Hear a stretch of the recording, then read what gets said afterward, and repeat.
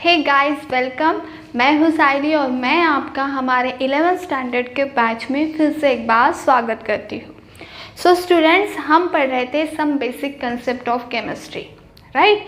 और some basic concept of chemistry के chapter में हमने पिछले लेक्चर में क्या पढ़ा था स्टूडेंट्स? 7 बेसिक फंडामेंटल्स यूनिट्स देखे थे, राइट। याद हो गए कि नहीं? याद हो गए ना? सो उन सारे यूनिट्स को, जो 7 यूनिट्स हमने पढ़े, उन सारे यूनिट्स को हम फंडामेंटल साइंटिफिक क्वांटिटीज़ कहते हैं या फिर फंडामेंटल बेस यूनिट्स कहते हैं, है ना।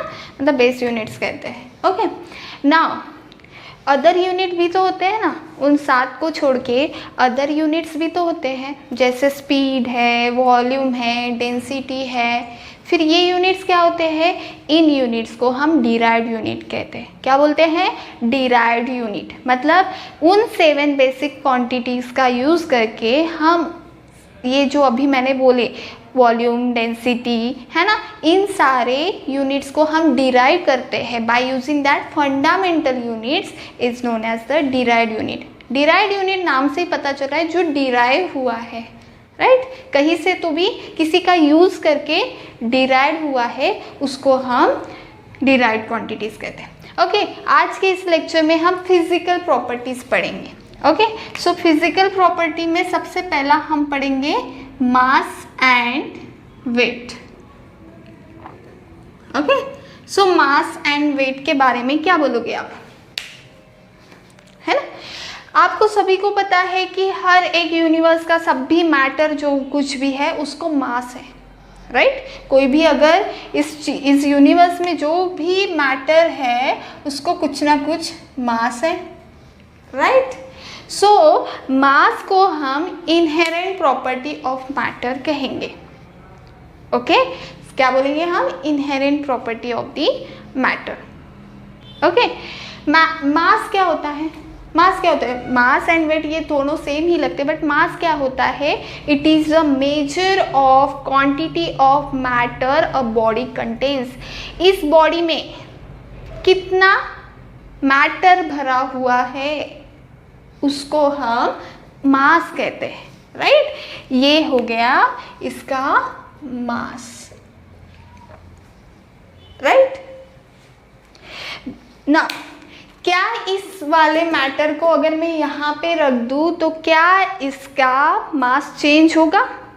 नहीं होगा, क्योंकि the mass of the body does not depend upon the position. As the position changes the matter does not vary, right. Position पे डिपेंड नहीं करता। आप किसी भी जगह रख दो, इसका मास अगर 5 kg है इस मैटर का तो 5 kg ही रहेगा एट एनी पोजीशन। क्या बोला मैंने? 5 kg अगर है तो 5 kg ही रहेगा। ओके, नाउ समझा मास। नाउ अगर हम वेट की बात करते हैं, इसका वेट, ठीक है, इसका वेट की अगर हम बात करते हैं, इस मैटर के वेट की, तो किस पे डिपेंड करेगा? इस मैटर का मास। इस मैटर का मास डिपेंड करेगा उसका मास कितना है प्लस ग्रेविटेशनल फोर्स कितना है। ओके, ग्रेविटेशन अट्रैक्शन कितना है इस पे डिपेंड करेगा। क्यों मास ऐसा और वेट ऐसा? क्यों? Because the weight of the body varies with the gravitation attraction of the earth, ठीक है ना। For a body varies the distance from the, because body के लिए distance from the centre of the earth हमेशा change होता है। मतलब इस बॉडी का मास कितना है? 5 kg प्लस इस पे ग्रेविटेशनल अट्रैक्शन कितना हो रहा है, ग्रेविटी कितना अट्रैक्शन इस पे दे रही है, इस पे डिपेंड करेगा वेट। समझा वेट, और ये समझा मास, और ये इसका मास, ठीक है। हेंस इसीलिए अगर हम इन दोनों को अगर कंपेयर करते हैं, इन दोनों में मास और वेट में अगर हम कंपैरिजन करते हैं, तो mass of the body is more fundamental property than its weight, है ना। इसीलिए हमने फंडामेंटल प्रॉपर्टीज में मास को इन्वॉल्व किया था, ना कि वेट को, राइट। सो ये हो गया हमारा mass and the weight. Okay, now basic unit क्या होता है? Basic unit of mass SI system में क्या होता है? Kilogram, right. बट किलोग्राम तो होता है, बट आप अगर केमिस्ट्री की बात करते हो तो केमिस्ट्री आई तो लेबोरेटरीज आएंगे, राइट। लेबोरेटरीज आएंगे तो लेबोरेटरी में बड़े बड़े थोड़ी ना हमें यूज़ करना पड़ता है केमिकल्स, हमें केमिकल्स बहुत स्मॉल क्वांटिटी में यूज़ करना पड़ता है ना। A fractional quantity gram is use, है ना। Fractional quantity gram is use for weighing the small quantities of the chemicals. Okay, so laboratories की अगर हम बात करें तो ग्राम हम यूज करते हैं, right. Therefore in terms of the gram it is define as, कैसे हम डिफाइन करते हैं ग्राम को? बताओ बताओ बताओ, कैसे डिफाइन करते हैं? 1 kg इज इक्वल्स टू कितना ग्राम होता है? 1000 ग्राम होता है, is equals to 10 to the power 3 gram, ऐसे भी लिख सकते हैं, है ना। ऐसा होता है ना, समझा? समझा? मास एंड वेट समझा आपको? चलो इसको हाईलाइट करके रखो, इतना ही लिखो, इतना ही इम्पोर्टेंट है। ओके, समझा ना? दो फिजिकल क्वांटिटीज हो गए, फिजिकल प्रॉपर्टी। ओके, नाउ दूसरी होती है लेंथ के बारे में बात करते हैं अभी लोग। लेंथ क्या होता है? लेंथ क्या होता है? लेंथ किसके लिए यूज करते हैं, है ना। हम केमिस्ट्री में, in chemistry we use the length while expressing the property. किस किस प्रॉपर्टी के लिए? केमिस्ट्री की बात कर लो ना, किस किस प्रॉपर्टी के लिए यूज करते हैं हम? एटॉमिक रेडियस के लिए, राइट, सुना है ना। एटॉमिक रेडियस के लिए यूज़ करते हैं हम लोग, बॉन्ड लेंथ के लिए यूज़ करते हैं, अगेन वेवलेंथ के लिए यूज़ करते हैं, और क्या बोलते हैं, इलेक्ट्रोमैग्नेटिक रेडिएशंस के लिए होते हैं, wavelength of electromagnetic radiations, right, and so on. ऐसे बहुत सारे टर्म्स के लिए यूज़ करने के लिए हम अपना लेंथ यूज़ करते थे, है कि नहीं, केमिस्ट्री में। बट अगर हम ये क्वांटिटीज़ को देखोगे, अगर आप, मैंने अभी तो बोल दिया आपके यहाँ पे, बट आपने एक बात नोटिस की, ये जो क्वांटिटीज़ है, ये क्वांटिटीज़ वेरी स्मॉल है। कितना छोटा होता है ना, इतना छोटा होता है।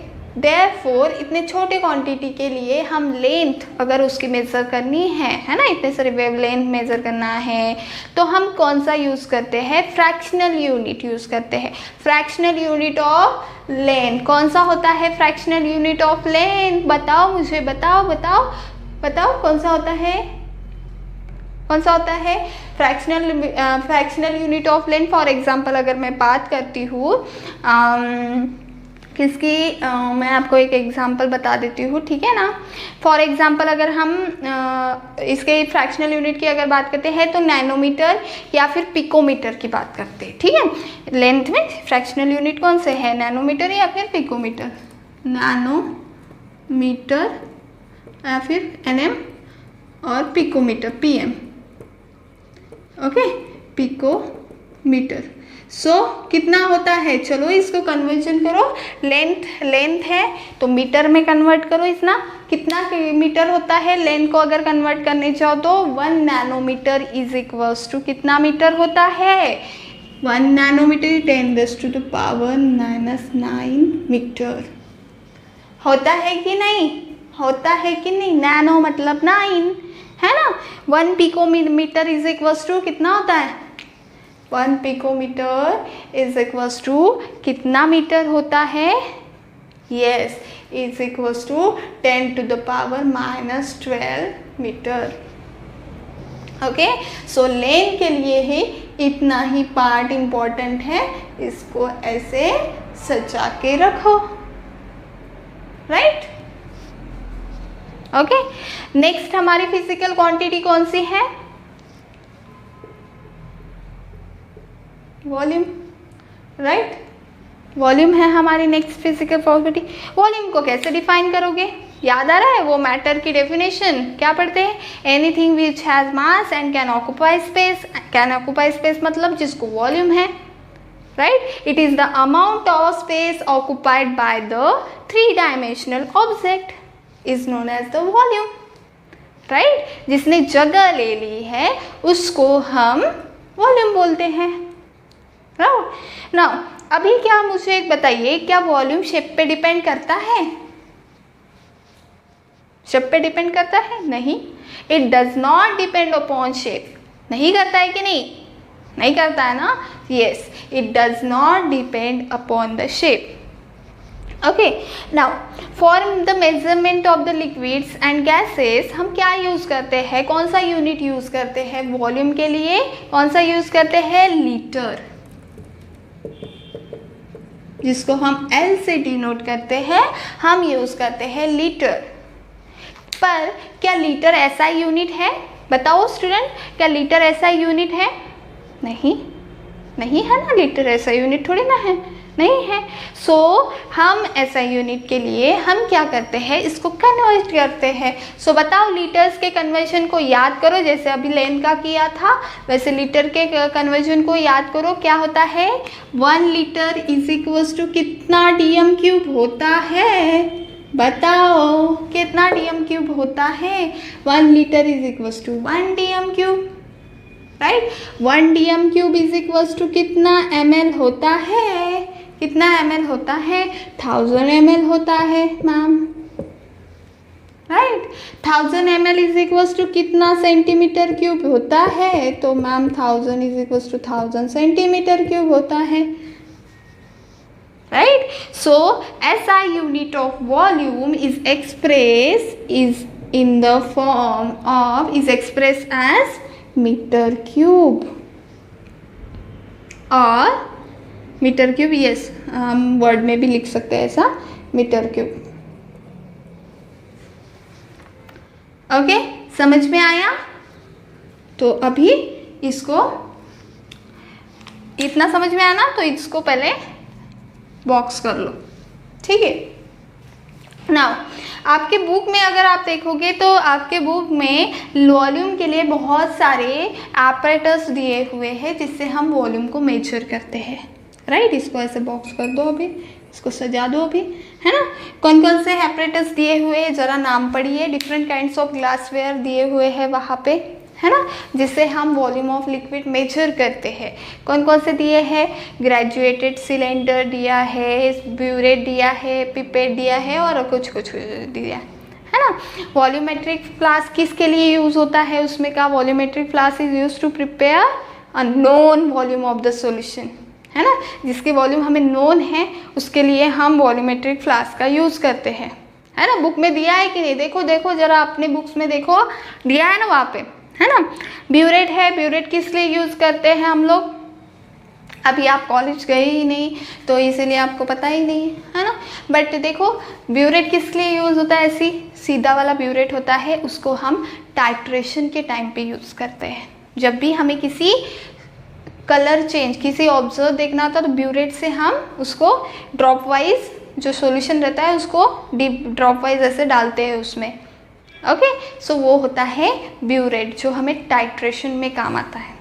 नाउ नेक्स्ट है पिपेट। पिपेट किस में यूज़ करते हैं हम लोग? अगर हमें कोई केमिकल अगर लेना है नॉन क्वांटिटी का तो हम पिपेट का यूज़ करते हैं। बहुत स्मॉल क्वांटिटी में अगर लेना है तो हम पिपेट से ही लेते हैं। ऐसा पिपेट होता है, उसको पंपिंग करके भी ले सकते हैं या फिर माउथ से सकिंग करके भी ले सकते हैं। ओके, सो ये होता है। एंड सिलेंडर तो आपको पता ही है ना।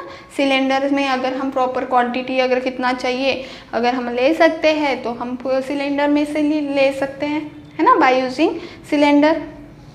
सो वहाँ पे ये सारे एपरेटस वहाँ पे दिए हुए हैं, है ना, दिखा है ना आपने। और मैंने आपको उसके थोड़े से ये भी बता दिए यूजेस, कैसे क्या यूज़ करते, भले ही आप कॉलेज नहीं गए होंगे, है ना। नेक्स्ट, सो ये हो गया हमारा वॉल्यूम। नेक्स्ट होता है डेंसिटी। क्या होता है डेंसिटी? डेंसिटी क्या होता है? डेंसिटी कैसे डिफाइन करते हैं? Density of the substance is mass upon volume, mass per unit volume, right? ऐसे लिखते हैं हम। नाउ अभी it is determined in the laboratory. Laboratory में हम कैसे डिफाइन करते हैं? बाय मेजरिंग मास। क्या ज़रूरत है? डेंसिटी अगर मेजर करना है तो मास डिफाइन करना पड़ेगा, वॉल्यूम डिफाइन करने का पड़ेगा और हमें डेंसिटी मिल जाएगी, right? Mass and volume of the sample, हमें डेंसिटी ऑफ द सैंपल मिल जाएगा, है ना? द डेंसिटी, नाउ अगर हमें डेंसिटी कैलकुलेट करना है तो कैसे करेंगे? डिवाइड करो मास जो है सैंपल का, उसको वॉल्यूम से डिवाइड करो, you will gate density. Okay, so density again a characteristics property of the substance, जिससे हम सब्सटेंस को कैरेक्टराइज कर सकते हैं, वो प्रॉपर्टी है हमारी डेंसिटी, है कि नहीं? ओके, समझा आपको डेंसिटी के बारे में? ओके, नाउ सो अभी डेंसिटी का एसआई यूनिट देखते हैं हम लोग। एसआई यूनिट क्या होगा?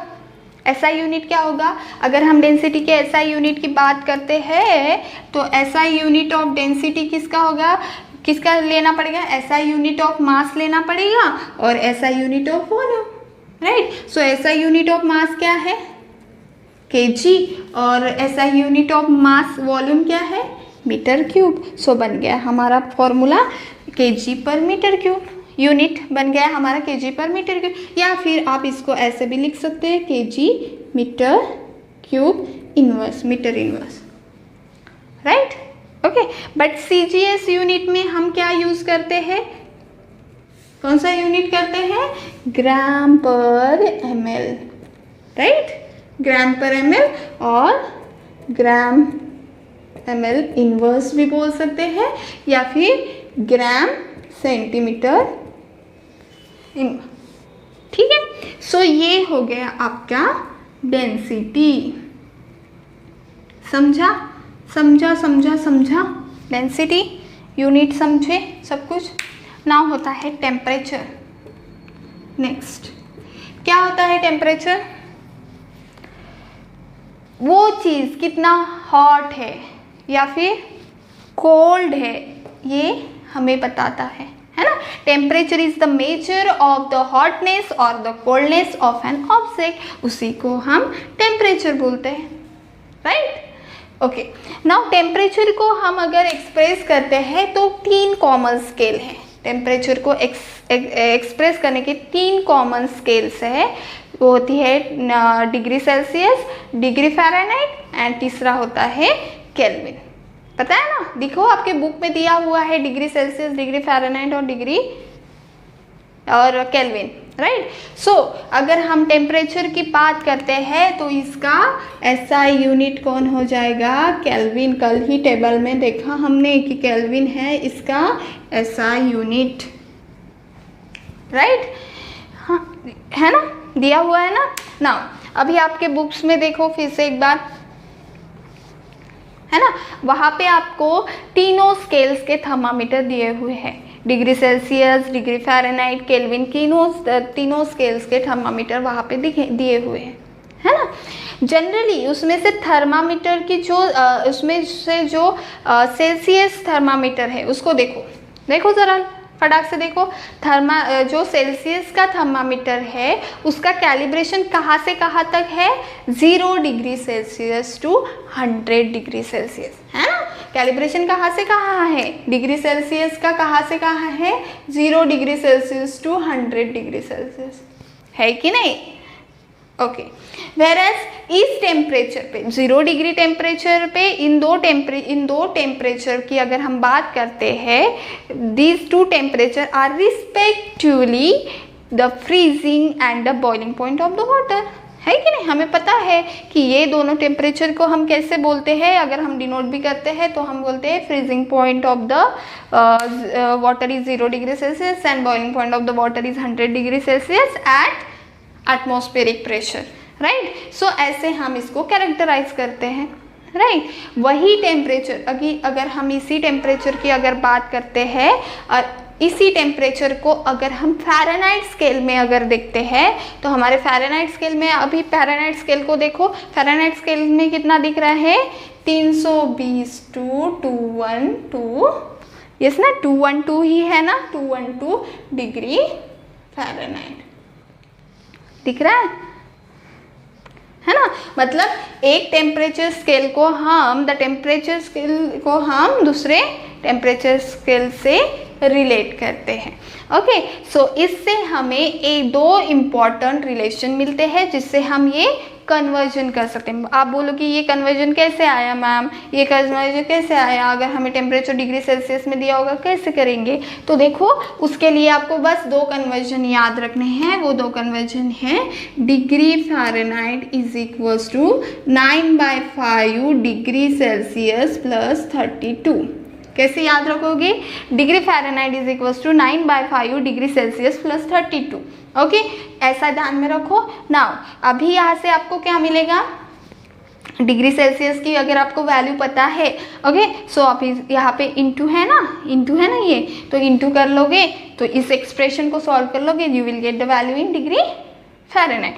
और Kelvin is equals to 273.15 plus degree Celsius. So आपको फिर ये जो डिग्री सेल्सियस यहाँ से निकल जाएगा तो आपको केल्विन की वैल्यू निकल जाएगी। ओके, समझ में आया? अभी हम ऐसा ही करते हैं ना। सो ये दो रिलेशन आपको ध्यान में रखने हैं बस, तो आप पूरे कन्वर्जन को याद कर लोगे, है ना। कन्वर्ज कितना टेम्परेचर होगा, इतने पे इतना टेम्परेचर कितना होगा, ध्यान रखने की कोई भी ज़रूरत नहीं है। जस्ट इन दोनों रिलेशन को लर्न कर लो, पता कर लो, याद कर लो, ठीक है। जब भी वैल्यू आएगी डिग्री सेल्सियस की तो यहाँ पे रख दो और निकाल लो, डिग्री फ़ारेनहाइट मिल जाएगा। वही डिग्री सेल्सियस की वैल्यू यहाँ पे डाल दो। फिर अगर डिग्री सेल्सियस की वैल्यू निकालनी है केल्विन की दी हुई, तो डिग्री सेल्सियस को इधर लेके जाओ, केल्विन को इधर लेके, वो आप तो कर सकते हैं, है ना, कर सकते हो कि नहीं। सो ये था हमारे physical properties. Okay, so we are done with the physical properties. So देखो, मास एंड वेट देखा हमने, फिर लेंथ देखा, फिर वॉल्यूम देखा, फिर डेंसिटी देखा, फिर टेम्परेचर देखा। ओके, सो देखो फटाक से इसका स्क्रीनशॉट निकाल लो, यही पॉइंट्स इंपॉर्टेंट है, यही कन्वर्जन इंपॉर्टेंट है, कुछ भी पूरा पढ़ने की ज़रूरत नहीं है, ये सारे पॉइंट्स को ध्यान में रख लो, आपको सब कुछ आ जाएगा। ठीक है, चलो निकाल लो इसके स्क्रीनशॉट।